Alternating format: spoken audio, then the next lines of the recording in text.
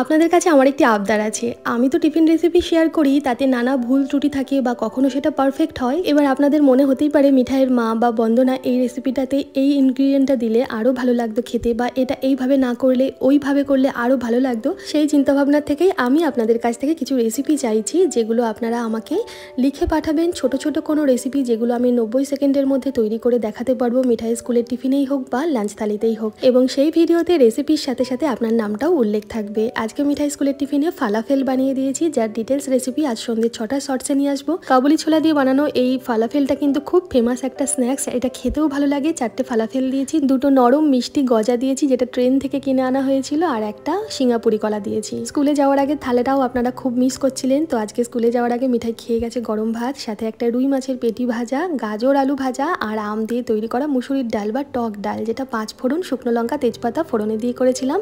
Tiffin idea আর lunch থালি আপনাদের কেমন লাগলো জানাবেন ছোট্ট একটা কমেন্ট করে।